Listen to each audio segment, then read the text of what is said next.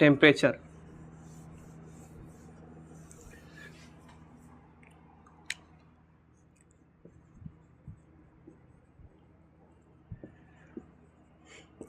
Temperature किस में नापते हैं? केल्विन में। अब इसमें भी 1 केल्विन कैसे होगा? आप जब तक पढ़े होंगे टेम्परेचर को हम लोग नापते किस में है? सेल्सियस में नापते हैं, फ़ारेनहाइट में नापते हैं और लास्ट में केल्विन। तो जो सेल्सियस फ़ारेनहाइट बने हैं, ये क्या किया गया है जानते हो? इसमें वाटर का जो फ्रीजिंग पॉइंट है और बॉइलिंग पॉइंट है, इसको स्टैंडर्ड लेके इन्होंने काम किया है। इसमें क्या किया है? वाटर का फ्रीजिंग पॉइंट जो होता है एंड बॉइलिंग पॉइंट, मानते हैं वाटर का फ्रीजिंग पॉइंट ये है, बॉइलिंग पॉइंट ये है। तो इसके बीच में क्या किया गया है? सेल्सियस वाले ने इसको 100 पार्ट में डिवाइड कर दिया है। तो एक पार्ट को हम कहेंगे 1 डिग्री सेल्सियस। हाँ, और उन्होंने लिया है कि जो डिग्री सेल्सियस होगा वो अर्थ वाटर का फ्रीजिंग पॉइंट होगा और 100 डिग्री सेल्सियस क्या होगा? Boiling point. तो 1 डिग्री सेल्सियस कितना होगा? इनका जब 100 पार्ट कर देंगे तब। ऐसे फ़ारेनहाइट ने भी किया है। ऐसे आप अपने हिसाब से भी अपना यूनिट बना सकते हैं। मैंने अपने एक स्टूडेंट को बताया था किससे बनता है, तो अपने नाम से भी बना सकते हैं आप एक स्टैंडर्ड यूनिट। आप कुछ भी कंसिडर कर लीजिए, अर्थ मतलब वाटर का फ्रीजिंग पॉइंट और वाटर का बॉइलिंग पॉइंट कुछ अपने मन से कंसिडर कर लीजिए। अब जितने पार्ट आएंगे बीच में तो गैप होगा ना, जो मतलब तो माइनस कर लीजिए, जो उसके अंदर के जितने मतलब आएगा उससे डिवाइड कर लीजिए पूरे गैप को, कोई भी लेंथ कंसिडर करके। तो जो आएगा वो आपका 1 जो यूनिट होगा वो उसी टेम्परेचर को डिफरेंट दिखाएगा। तो अपने हिसाब से भी कंसीडर कर सकते हैं, इसमें कोई बड़ी बात नहीं है। लेकिन ये सब तो अपने में से किए हैं कंसीडर, ज़्यादातर ये भी यूज़ ही होता है। लेकिन केल्विन जो थे इन्होंने यूज़ किया है क्या? एक थर्मोडायनेमिकल स्केल बनाया, मतलब बहुत ऐसा स्केल की जो किसी की चीज़ पे डिपेंड नहीं करता, इंडिपेंडेंट हो। मतलब अगर वो डिपेंड कर रहा है तो वो चीज़ें कंडीशन चेंज होंगी तो वो बदल सकती हैं, लेकिन वो इंडिपेंडेंट है। अब इन्होंने क्या चीज़ कंसिडर किया? इन्होंने लिया है ट्रिपल पॉइंट ऑफ वाटर। अब ये ट्रिपल पॉइंट क्या होता है? ट्रिपल पॉइंट में से एक ऐसा टेम्परेचर होता है जिसपे क्या होता है कि जो उसके वाटर होता है, वाटर ये solid, liquid and gaseous state में को एग्जिस्ट करता है। मीन्स सभी चीज़ें होती हैं उस टाइम पे। तो लगभग आप जब देखे होंगे कि एक मान लेते हैं हमारे पास क्या हो, एक ग्लास हो, उसके अंदर बर्फ़ के टुकड़े हो, उसमें कुछ वाटर का फॉर्म भी होगा, ठीक है। तो आप देखेंगे ग्लास भी रहता है, तो सॉलिड फॉर्म में आइस भी रहती है, वाटर भी रहता है, कुछ कुछ भाप भी निकलती रहती है, मतलब है कि नहीं, कंडेंसेशन उसकी वजह से। तो उस पॉइंट को हम क्या कहेंगे? ट्रिपल पॉइंट कहते हैं वाटर का। अब उन्होंने मान लिया कि हम मानते हैं ट्रिपल पॉइंट जो वाटर है वो कुछ 273.15 है। उन्होंने अपने मन से कंसीडर कर लिया है, ठीक है, इसमें कोई लॉजिक नहीं है। इसमें अपने मान लिया कि इस ट्रिपल पॉइंट को हम लोग 273.15 कहेंगे। तो उन्होंने बोला कि मैं अगर वाटर का जो ट्रिपल पॉइंट है इसमें मैं 1/273.15 से डिवाइड कर दूँ तो जो आएगा वो 1 केल्विन कहलाएगा। तो देख ही लीजिए आप, इसमें उन्होंने कंसिडर किया केल्विन, तो अगर मैं इसको उसी से डिवाइड करूँगा तो 1 केल्विन तो आएगा ही। तो इसी तरीके से उन्होंने क्या किया? टेम्परेचर को कंसीडर किया है। अब टेम्परेचर हो गया, इसके बाद हम चलते हैं इलेक्ट्रिक करंट की ओर। क्या? इलेक्ट्रिक करंट की ओर। आप लोग को बोरिंग भी लग रहा होगा, लेकिन ये चीज़ें थोड़ा सा एक्स्ट्रा है, मतलब आपको समझने के लिए। अगर आपको बहुत इंटरेस्ट आता हो फिजिक्स को लेके हुए, मज़ा आएगा करने में। चीज़ें कैसे हुई आप सोचेंगे, जब आपको मालूम पड़ेगा चीज़ें कैसे बनती हैं, तो आप भी उसी तरीके से सोच के क्या करेंगे, कुछ चीज़ें नए बना सकते हैं।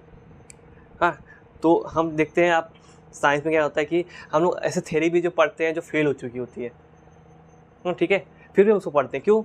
इससे हमको मालूम पड़ता है कि कैसे चीज़ें ग्रो करती हैं धीरे धीरे। पहले कुछ खामियां रहेंगी, खामियां धीरे धीरे दूर होंगी, दूसरा कोई आएगा, उससे फिर दूसरा कोई आएगा।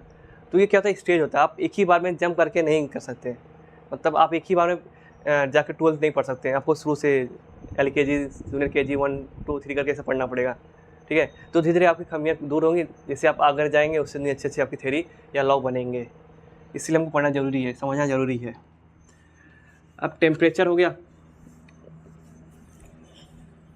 अब टेम्परेचर के बाद आता है इलेक्ट्रिक करंट।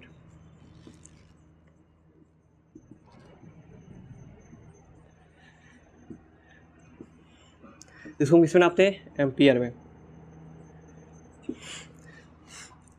इलेक्ट्रिक करंट क्या होता है? कुछ नहीं, इलेक्ट्रिक चार्ज जो होते हैं आपको मालूम है, इलेक्ट्रॉन प्रोटॉन, तो इलेक्ट्रॉन मूव करता है तो हम इसको चार्ज लेंगे इलेक्ट्रॉन को, वो क्या कर रहे हैं, मूव कर रहे हैं, तो उसके मूवमेंट को हम बोलते हैं करंट। जैसे आप बोलते हैं वाटर करंट, मतलब कोई भी चीज़ जब मूव कर रही है एक नेट डायरेक्शन में, एक ही डायरेक्शन में, उसको हम करंट कहते हैं। अब यहाँ मूव कर रहा है इलेक्ट्रिक चार्ज, तो उसको इलेक्ट्रिक करंट बोलेंगे। अब इलेक्ट्रिक करंट को जब हम नापते हैं तो उसको किसमें नापते हैं, एम्पियर में नापते हैं। तो कभी भी आप कहीं पर लिखे मिल जाए एम्पियर, तुरंत समझ जाओ इलेक्ट्रिक करंट की बात कर रहा है। तो इसके लिए क्या किया गया कि कैसे कहेंगे कि वो 1 एम्पियर है, तो इसके लिए क्या होता है कि हम लोग कंसिडर किए कि 2 वायर है इनफाइनाइट लेंथ के, वायर 1 वायर 2, ठीक है, वायर 1 वायर 2 है। इसे हमने कोई करंट फ्लो करा दिया I1, इधर करंट फ्लो कर दिया I2, और इसके बीच का डिस्टेंस रखिए हम लोग 1 मीटर। तो जब आप आगे पढ़ेंगे ना तो आपको मालूम पड़ेगा किसी अगर कंडक्टर में इलेक्ट्रिक करंट फ्लो कर रही है तो उसमें क्या होता है, मैग्नेटिक फील्ड बनाता है। तो अगर इसको मान लेते कंसिडर करते हैं, इसमें मैग्नेटिक फील्ड बन जाएगा ऐसा गोल सा, और इस मैग्नेटिक फील्ड में ये भी आएगा, और इसके अंदर भी क्या हो रहा है, इलेक्ट्रिक करंट फ्लो हो रहा है, तो मतलब ये भी मैग्नेटिक फील्ड बनाएगा। अब 2 मैग्नेटिक फील्ड बन रहे हैं, मीन्स 2 मैग्नेट का काम, दोनों वायर मैग्नेट का काम कर रहे हैं, तो क्या होगा, अब इनके डायरेक्शन के हिसाब से क्या होंगे, ये लोग रिपल कर सकते हैं या अट्रैक्ट कर सकते हैं। तो अगर हम देखें तो इसका जो मैग्नेटिक फील्ड बनेगा, अगर हम उसको बी बोलें, तो जो बनता है इनफाइनाइट लेंथ के लिए, ये होता है म्यू नॉट आई, करंट जा रहा है, अपॉन 2 पाई ए मीन्स इसके बीच में डिस्टेंस। तो देखेंगे ये जो मैग्नेटिक फील्ड बना रहा है ये कुछ इस फॉर्मूले पे लागू होगा। आपको ज़्यादा टेंशन लेने की ज़रूरत नहीं है, इसको हम पढ़ेंगे चैप्टर में, बस आप समझिए चीज़ें होती क्या है। हाँ, तो इसका जो इलेक्ट्रिक करंट के वजह से जो फील्ड बन रहा है, मैग्नेटिक फील्ड कुछ इस तरीके बनेगा। अब इस मैग्नेटिक फील्ड में दूसरा करंट, मतलब दूसरा कंडक्टर भी आएगा, तो क्या करेगा, ये महसूस करेगा क्या, एक फोर्स, ठीक है। अब फोर्स क्या होता है, ये होता है B इंटू, क्या बोलो, I इंटू बी। मैं इस टाइम वेक्टर नोटेशन यूज़ नहीं कर रहा हूँ, तो अब इसके लिए हम देखेंगे तो ये I2 हो जाएगा, और B क्या ये आएगा, तो I2 mu not I1 upon 2 pi A। तो फॉर्मूला क्या हो जाएगा आपका, F equal to mu not I1 I2 upon 2 pi A। अब यहाँ पे देखेंगे दोनों कंडक्टर के बीच में दूरी कितनी है, 1 मीटर, मीन्स ए कितना है, 1 मीटर, म्यू नॉट 2 पाई A1 हो जाएगा, और I1 अपॉन I2 इधर 1 हो जाएगा मीटर। अब जो म्यू नॉट है इसको बोलते हैं परमेबिलिटी ऑफ वैक्यूम, इसका जो वैल्यू होता है 4 पाई इंटू 10⁻⁷ होता है। इसको आप समझिए, याद करने की जरूरत नहीं है। तो इसको जब हम पुट करेंगे तो 4 पाई अपॉन 2 पाई इंटू 10⁻⁷, ये I1 इंटू I2 हो जाएगा। और इलेक्ट्रिक करंट के लिए उन्होंने क्या बोला है कि अगर मान लीजिए हम लोग 2 वायर रखे हैं, दोनों वायर में सेम करंट जा रहा है, means I1 equal to I2 है, अभी करेंगे हम लोग, I1 इक्वल टू I2 है, और दोनों जो वायर है एक दूसरे से 1 मीटर की डिस्टेंस पे रखे गए हैं, तो क्या होगा कि ये जो वायर्स होंगे, अट्रैक्शन या रिपल्सन उसके डायरेक्शन में डिपेंड करता है, तो एक फोर्स महसूस करेंगे। जो फोर्स होगा वो फोर्स कितना होगा, 2 पाई इंटू 10⁻⁷ न्यूटन, ठीक है। अब 10⁻² इतना 7 न्यूटन जब फोर्स महसूस करें, ये क्यों महसूस करें, क्योंकि इसमें करंट जो फ्लो हो रहा है वो 1 एम्पियर होगा, इसलिए उतना करंट महसूस होगा। तो देखेंगे अब इसको हम सॉल्व करेंगे। अगर मैं यहाँ रख दूँ 2 पाई इंटू 10⁻⁷, 2 पाई इंटू 10⁻⁷, आप देखेंगे, हाँ 2 पाई मतलब ये 2 था, 2 ही होता है,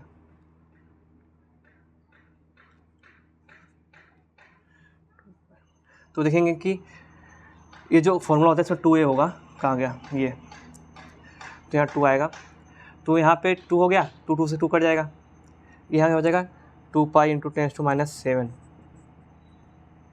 फॉर्मूला क्या था, पाई नहीं होगा, 2 है इनफाइनाइट लेंथ के लिए, तो हो जाएगा 2 पाई इंटू 10⁻⁷, और I1 इक्वल टू I2 तो मतलब I² हो जाएगा, अगर I1 equal to I2 I मान लें, तो 2 पाई 7 कट जाएगा, तो I² इक्वल टू 1 हो जाएगा, और इसको हम लेंगे I इक्वल टू 1, तो ये हो जाएगा 1 एम्पियर। आपको समझ नहीं आएगा, लेकिन फिर भी आपको समझना है इसको, मुझे जहाँ तक लगता है समझ में आ जाना चाहिए, क्योंकि अभी फॉर्मूला पढ़े नहीं होंगे, क्योंकि आपको मिला नहीं होगा, ठीक है। जब मिलेगा तो आपको ये चीज़ें समझ में आएंगी ऐसे क्यों हुआ है। तो ये इनफाइनाइट लेंथ के लिए mu naught upon I1 upon two way होता है क्या फॉर्मूला, अगर किसी कंडक्टर में हम करंट फ्लो करते हैं तब, और जो इसका एरिया क्रॉस सेक्शन होगा नेग्लिजिबल होगा, मतलब बहुत पतला वायर होगा। तो अब 2 पाई इंटू 10⁻⁷ न्यूटन तभी फोर्स महसूस करेंगे जब दोनों के बीच में जो करंट फ्लो हो रही है वो 1 एम्पियर होगी। अगर उससे आगे पीछे होगा तो उतना महसूस नहीं होगा। तो ये कंसिडरेशन कर सकते हैं हम लोग, ठीक है। तो ये भी एक स्टैंडर्ड हो सकता है, हो सकता है क्या है। अब इसके बाद हम चलते हैं किसके पास, अमाउंट ऑफ सब्सटेंस।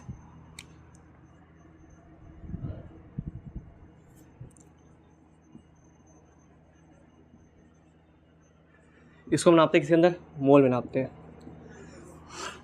तो अमाउंट ऑफ सब्सटेंस कुछ होता नहीं कि अगर हम मान लेते हैं हमारे पास कोई एक सब्सटेंस है जो 1 मोल का है, तो उसके अंदर कितने नंबर ऑफ पार्टिकल्स होंगे, पार्टिकल मीन्स अगर मान लीजिए हमारा पास एलिमेंट है तो उसके अंदर कितने एटम होंगे। अगर मॉलिक्यूल है, कंपाउंड है तो उसके अंदर कितने मॉलिक्यूल्स होंगे, नंबर कितने मॉलिक्यूल होंगे। तो उसको हम क्या कहते हैं, अमाउंट ऑफ सब्सटेंस। तो एवोगाड्रो ने बताया था, हाँ, किसी भी कोई सब्सटेंस हो अगर उसके पास 6.022 × 10⁻23 नंबर ऑफ पार्टिकल में कुछ भी हो सकता है। अगर हम एलिमेंट को लेकर चल रहे हैं तो एटम हो जाएगा, ठीक है। अगर हम कंपाउंड को लेकर चल रहे हैं तो ये अपना मॉलिक्यूल बन जाएगा। पार्टिकल मतलब बहुत ब्रॉड सेंस है। तो इतना अगर किसी में एटम में मतलब सब्सटेंस हुआ तो उसको हम कहेंगे 1 मोल। सबसे आसान था ये, ठीक है। मतलब इसके अंदर क्या है, नंबर ऑफ पार्टिकल्स पे पूरा डिपेंड करता है, इसे नंबर से बस। और लास्ट ल्यूमिनस इंटेंसिटी, जिसको हम नापते हैं कैंडेला में। क्या है ल्यूमिनस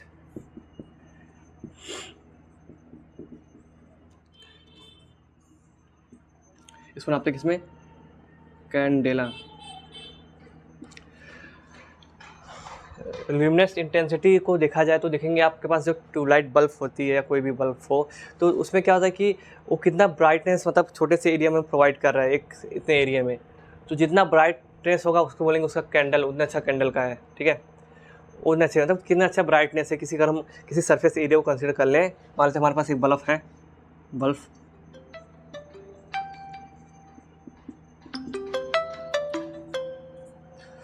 बल्ब है, 1 मिनट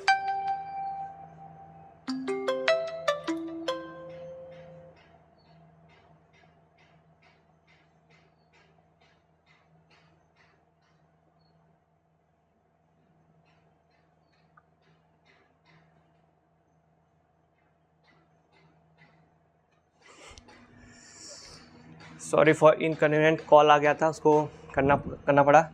मान लीजिए हमारे पास कोई बल्ब है, बल्ब को मान लीजिए हमको एक एरिया कंसिडर करते हैं, छोटा सा एरिया गोल सा, हाँ। तो यहाँ से क्या हुआ, बहुत सारे हमारे रेज जाएंगी, ठीक है, किसके, लाइट के रेज जाएंगी। इसको अगर और ब्रॉड से फोटॉन्स जाएंगे, तो इसमें से कितने फोटोन जा रहे हैं, हाँ। मान लीजिए एक बल्ब ऐसा है, एक दूसरा बल्ब है, मान लीजिए इधर है बस 10 रेज जा रही है, जाती तो बहुत है, हम कंसिडर 10 रेज ही जा रही है। दूसरा बल्ब है जिसमें से अगर मैं उतने एरिया कंसिडर करूँ, उसमें से लगभग 20-25 रेज आ रही है, 25 रेज। तो कहेंगे कि ये जो सेकेंड वाला बल्ब है इसे बहुत ज़्यादा कैंडल का है, ठीक है, मतलब उससे ज़्यादा कैंडल का है। कैंडल में इसका यूनिट ब्राइटनेस। तो क्या हुआ कि इसको डिसाइडेशन करने के क्या हुआ कि हम लेंगे क्या, इसके अंदर मान लीजिए कोई रेडिएशन है, ठीक है, उसका, हाँ, उसके रेडिएशन के आसपास हम क्या करें, एक सरफेस एरिया रखें जो कुछ इतने मीटर स्क्वायर का हो, 6000 मीटर स्क्वायर, एंड जो उसका प्रेशर हो कितना, 10⁵ एटमॉस्फेयर, मीन्स 101,325 पास्कल। इतना प्रेशर हो तो जो हमारा जो एटम या एलिमेंट है जो हमारा रेडिएशन एमिट करेगा इतने से एरिया में, उसको हम कहेंगे 1 कैंडल, ठीक है। तो ल्यूमिनस इंटेंसिटी का थोड़ा ये है कि थोड़ा सा समझ नहीं आता है, और इसके डिफरेंस अलग अलग मिल जाएंगे। कोई बोलेगा कि यूनिट सॉलिड एंगल में कितना जाता है, तो वह सॉलिड एंगल में सही, ये जो कोन बन रहा है, ठीक है, इसमें कितना रेज जाती हैं, यही हमारा क्या होगा, वन कैंडल कहलाएगा। अब इसके बाद तो मैंने बता दिया, इसके बाद क्या था, प्लेन एंगल, फिर सॉलिड एंगल। प्लेन एंगल क्या था, किसी दो रेस के बीच में कोई प्लेन है जो एंगल बनता है उसको हम लोग प्लेन एंगल कहते हैं।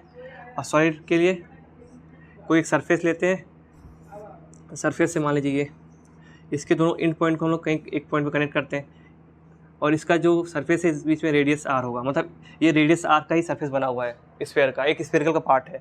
और ये कैसा है, ये 2D स्ट्रक्चर है, ये सरफेस है ना 2D है, और ये पूरा जो चीज़ है वो 3D में बनती है। तो इसका अगर हम एरिया ले लें तो कुछ एरिया ए आएगा, और जो आर है इसका स्क्वायर कर दें, और इसको जब हम डिवाइड करेंगे तो जो हमारा ये आएगा मेजरमेंट आएगा, इसको कहेंगे सॉलिड एंगल। तो अगर हम लोग कोई स्फीयर की बात करें, ठीक है, स्फीयर, और उसका रेडियस क्या हो, आर हो, तो हम स्फीयर की बात करते हैं तो ये क्या होगा, 3D स्ट्रक्चर है, इसका जो एरिया होता है 4πr², और रेडियस आर है, तो अगर मैं a/r² कर दूं तो क्या होगा, 4πr² अपॉन r², तो r² से r कट जाएगा, तो ये जो रेडियन, ये एंगल जो आएगा कितना आएगा, 4π। ये सॉलिड एंगल है, स्टेरेडियन नापते हैं किसको, स्टेरेडियन को इसमें ऐसे नापते हैं। तो किसी भी स्फेरिकल शेप में जो कुल सॉलिड एंगल जो होते हैं कितना होता है, 4π का होता है, मीन्स कितना 360 720।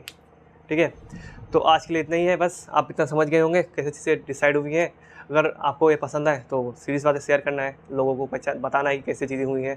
ये सब कंटेंट जो मिले हैं बहुत अलग अलग बुकों से लिया गया है, ताकि आपको समझाने में आसानी हो मुझे, और आप अपने काम की चीज़ें देख सकते हैं इसमें से। ठीक है, काम की तो सभी हैं, लेकिन आपको जो ज़्यादा अच्छा लगे। और कभी भी आप जब कोई भी सब्जेक्ट पढ़ते हैं, एक तो नोट्स आपको पढ़ना ही है, और किताब तो ज़रूर पढ़ना है। किताब से ही बहुत कुछ आपके अंदर जो गेन मतलब होगा कि कैसे चीज़ें चलती हैं। आपको नोट्स में क्या मिलेगा, बस इंपॉर्टेंट पॉइंट, लेकिन किताब में मिलेगा चीज़ें कैसी हुई है। ठीक है, तो किताब ही पढ़िए। बाय।